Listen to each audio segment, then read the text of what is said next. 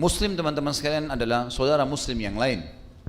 Dia tidak akan pernah menyakiti saudaranya, dia tidak akan pernah menghinanya, tidak akan pernah menjatuhkannya, merusak martabatnya. Ya. Semuanya muslim terhadap muslim yang lain diharamkan. Sebagaimana sabda Nabi SAW dalam hadis sahih, kullu muslimin ala muslimin haram, damuhu wa maluhu wa irduh. Semua muslim terhadap muslim yang lain diharamkan darahnya, kehormatannya, dan juga hartanya. Tidak boleh sama sekali kita memukul seorang muslim sehingga dia berdarah misalnya. Atau tidak boleh seseorang sengaja mencoreng kehormatannya, merusak nama baiknya, mengganggu keluarganya misalnya, menghina anak-anaknya, atau menghina tunggangannya zaman dulu, kuda unta, zaman sekarang kendaraannya misalnya, penampilannya, tutur katanya, tidak boleh dihina sama sekali sehingga itu mencoreng kehormatannya, dan tidak boleh ditipu hartanya. Sama sekali tidak boleh dibuat manipulasi data, sengaja mau utang kemudian dengan niat tidak bayar misalnya, atau ingin menipunya dengan proposal-proposal palsu, penawaran-penawaran palsu. Tentu menipu dosa sendiri, dosa besar, sudah pernah kita bahas. Menipu seorang muslim dosa besar sendiri lagi. Jadi orang kalau menipu seorang muslim, dosa menipunya ada, dosa menipu si muslimnya juga ada. Jadi double dosa di sini.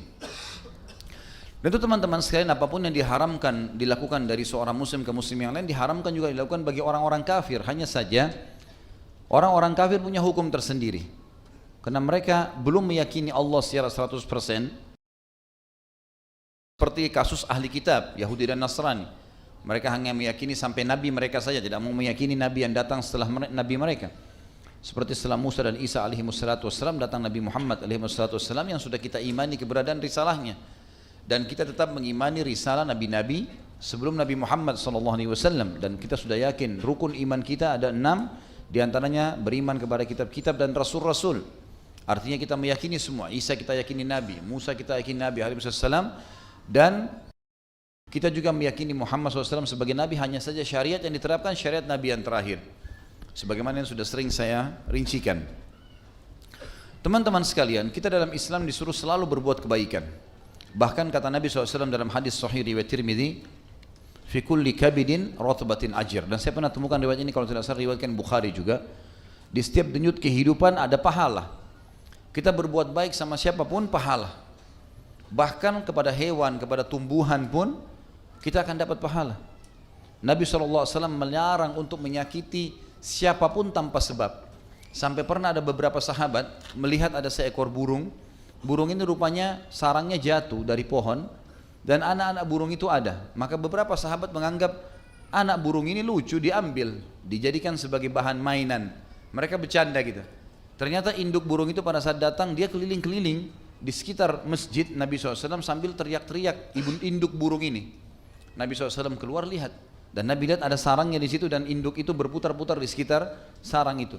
Lalu kata beliau SAW dalam hadis Bukhari Muslim, siapa yang telah menyakiti hatinya burung ini dengan mengambil anak-anaknya, kembalikan segera anak-anaknya kepadanya.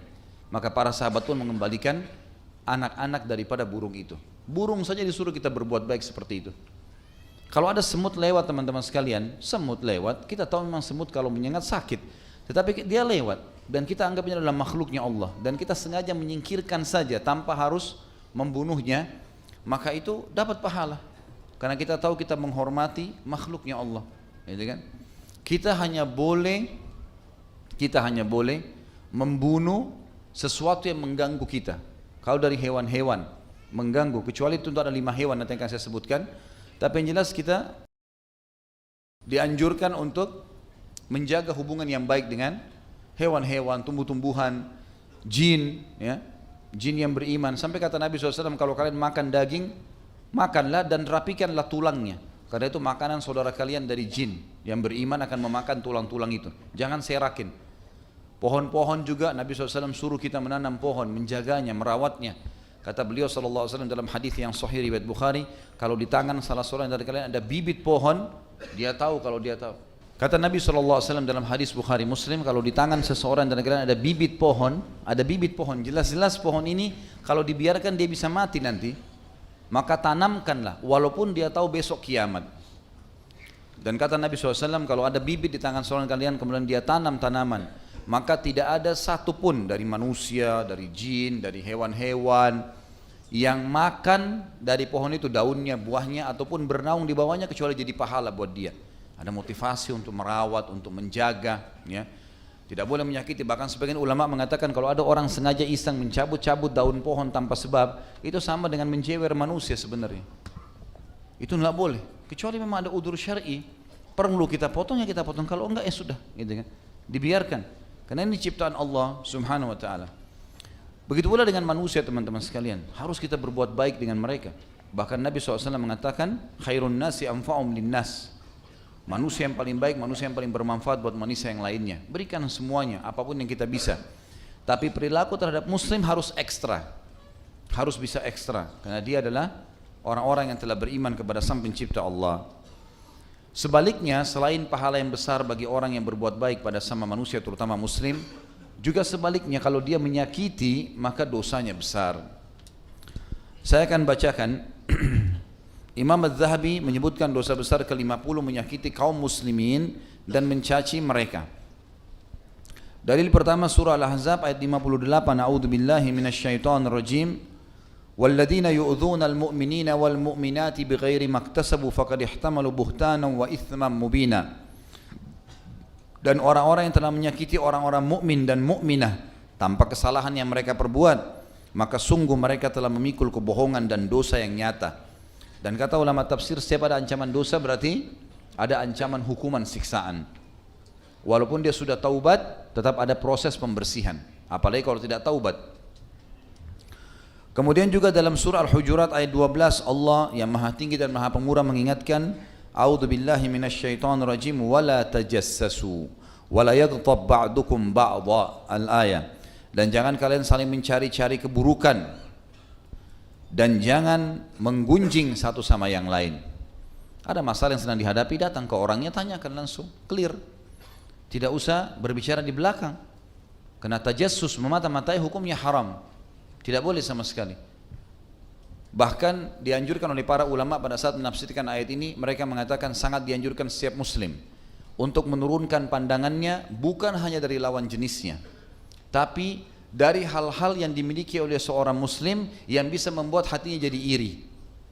Misal kalau dia lihat ke kendaraan orang, hatinya hasut, dia harus turunkan pandangan, jangan lihat kendaraan itu. Atau dia lihat rumahnya seseorang mewah, maka dia takut hatinya hasut, dialihkan pandangan matanya. Sampai seperti itu. Jadi bukan hanya sekedar lawan jenis, tapi apa saja yang membuat bisa menyakiti seorang muslim, maka dihindarkan.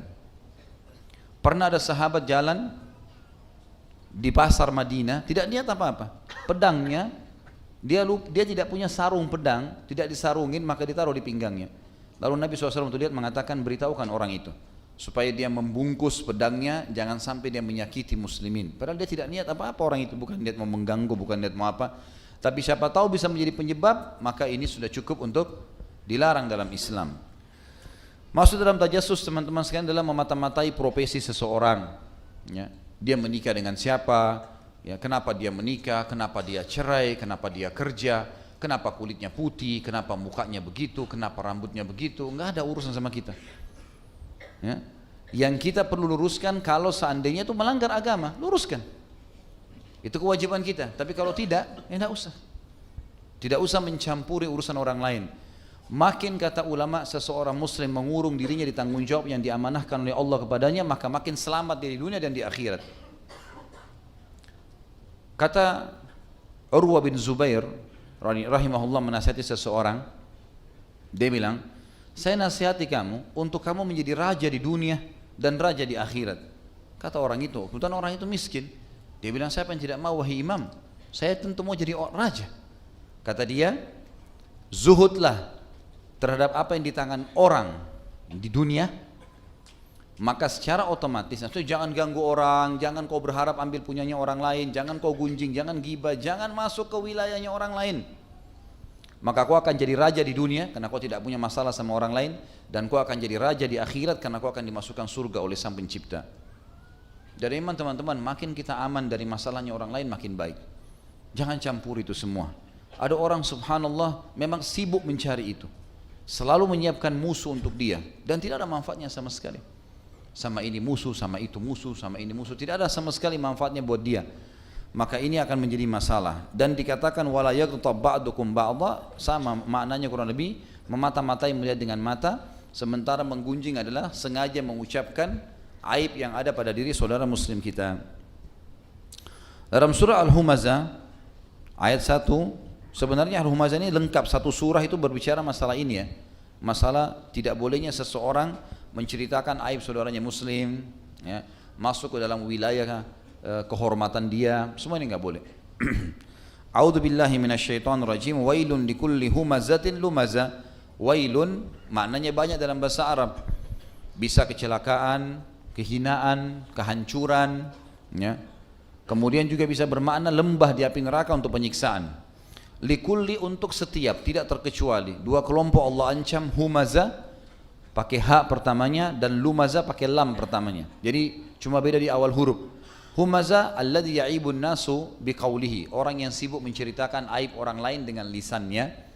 Lumaza alladhi ya'ibun nasu bifi'lihi, orang yang sibuk mencontohkan aib orang lain dengan perilakunya. Ini disebutkan sudah tidak boleh. Kemudian Allah tentu lanjutkan kalau kita bacakan ayatnya lengkap ini atau surah lengkapnya dikatakan alladhi jama'a malan wa'addada, orang-orang yang sibuk, yang masuk dalam kelompok humaza dan lumaza adalah orang-orang yang sibuk selalu mengumpul prestasi dunia. Makna terlihatnya mengumpulkan harta. Kadang-kadang untuk jabatan, maka dia menyenggol orang lain supaya jatuh, supaya dia terpilih sebagai calon ketua lembaga, rektor di kampus, apalah ya, mungkin ketua takmir masjid, mungkin ini, mungkin itu, atau mungkin sampai kepada ketua wilayah, ya, pilkada, pilpres dan seterusnya. Maka dia bukannya menunjukkan kualitasnya, tapi dia malah mencontohkan aib atau menceritakan aib orang lain, sengaja mengorek-ngorek kesalahan saudaranya muslim untuk menjatuhkannya. Dan ini masuk dalam masalah ini. Alladzi jama'a malan mu'addada adalah orang-orang yang sibuk mengejar prestasi dunianya. Yahsabu anna malahu akhlada, dia mengira hartanya, prestasi dunianya, jabatannya akan mengekalkannya di dunia. Kalla, tidak akan pernah. La yumbadzanna fil hutama, pasti dia akan dilempar ke dalam hutamah. Wa ma adraka mal hutama, apakah kalian tahu apa itu hutama? Kenapa harus takut? Narullahil muqadah, apinya Allah yang muqadah. Muqadah artinya teman-teman mushta'ilah, berkobar-kobar. Kita kalau ambil korek gas kecil, bakar jari kita, memar ya. Mungkin cuma hitungan detik, kalau 1 menit mungkin matang tangan kita. Bagaimana kalau api yang berkobar disemprotkan ke badan kita? Ini diibaratkan seperti itu. Lalu Allah mengatakan allati tattali'u 'alal af'idah, sifatnya api itu bisa membakar sampai ke jantung manusia. Kata ulama tafsir, kalau kita bakar manusia dari kakinya, kemungkinan jantungnya terakhir yang terbakar, karena semuanya bisa terbakar melalui kulit ya. Tapi jantung tersembunyi di belakang tulang gitu ya. Tulang dada, tulang rusuk, maka berarti secara otomatis dia akan lama. Tapi neraka utama begitu membakar kakinya langsung membakar jantungnya. Tidak cukup sampai situ, setelah dikatakan sampai pada jantung manusia, innaha alaihim mu'sadah, sesungguhnya api itu mengelilingi mereka. Makna yang lain mu'sadah adalah multasiqah, melengket, melekat. Jadi kalau kita lemparkan api ke orang, semprotkan api, lalu api itu tertarik lagi ke senjata kita misalnya, dia hanya rasakan percikan api kemudian selesai. Mungkin panas, mungkin memar, tapi bagaimana kalau badan orang itu dikasih minyak atau bensin lalu disemprot api, lalu apinya melengket di badannya sampai dia mati terbakar. Maka ini yang dimaksud dengan innaha alaihim mu'sadah. Sesungguhnya api neraka utama itu begitu kena badan mereka melengket sampai membakar hangus, baru kemudian dia padam, dikasih diganti lagi kulit baru, kemudian dibuat lagi makhluk itu, dibangunkan lagi, dibangkitkan lagi, kemudian dibakar lagi, begitu terus. Kemudian fi amadin mumaddadah, ayat terakhir, dan mereka akan diikat di tiang-tiang yang bergelantungan di atap neraka utama. Jadi kalau kita tancapkan tiang di tengah-tengah ruangan masjid ini dan kita bakar seluruh ruangan ini, dia bergerak kiri kanan pun tetap akan terbakar dan dia rasakan panasnya setiap saat. Dan ini tegasnya satu surah lengkap membahas tentang tidak bolehnya seorang muslim menyakiti saudaranya muslim yang lain, baik dengan perkataan, baik dengan contoh perilaku, semua diancam dalam satu surah ini.